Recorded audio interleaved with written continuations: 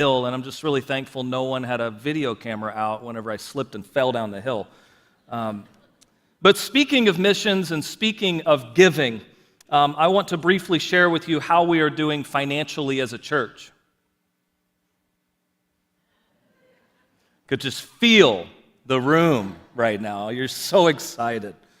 I want to give a little bit of data to you today. At Redeemer, we have 683 active households, 683 homes that call Redeemer Church home. And out of those 683, 495 are giving. 495 out of 683 that's 72% of our church family is giving, and that is extremely healthy. However, according to this data, we have 188 families who do call this church their home, but have not started supporting the ministries of Redeemer financially. Now, I do not know who's on that list of 188. That is data that I do not look at. But I want to take a moment and speak to any families that are in that camp today.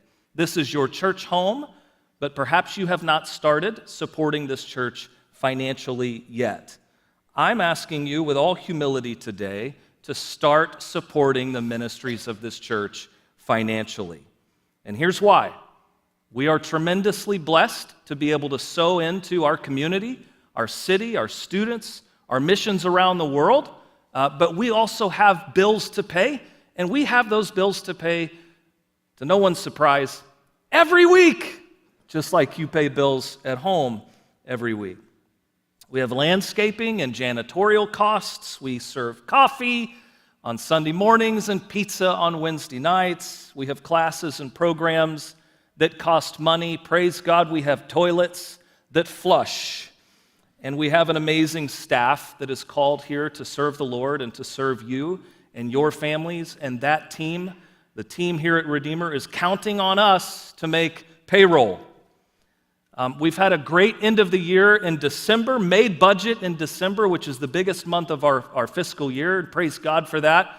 But after paying off our debt and finishing our campaign, we did not make budget in September, October, or November, and we came up short as well in January. That can be common following a campaign. You celebrate all this success financially as a church, and then giving declines a little bit.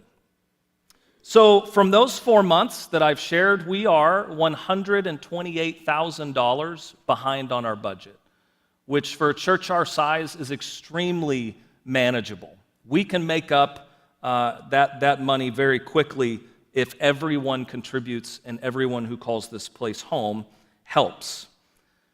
Now, this is not about keeping the lights on, although I know we appreciate it. It's also about discipleship.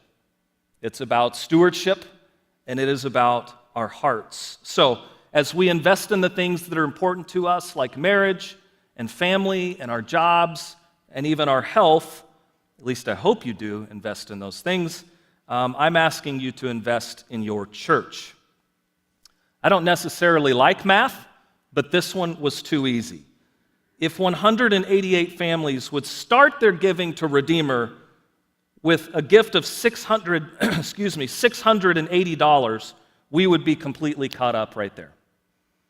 Years ago, Brian Storms preached one morning on stewardship. He was the chair of our finance committee at the time, and he used this diagram as a part of his sermon. So if you will give a one-time gift to Redeemer to help us catch up, our hope is that it's not a one-time gift, but it's a starting point. That moving forward, you can continue to give and see the joy, the immense joy that it brings to your life to be generous in your giving.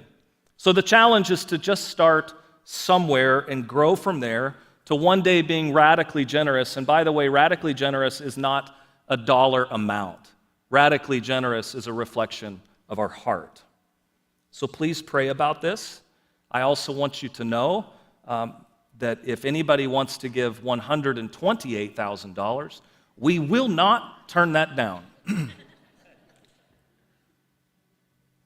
Everyone okay? Talked about money. It's like, ugh. Yeah, well, families talk about everything, and we're a church family. And so we'll talk about money too. But that concludes our talk about money.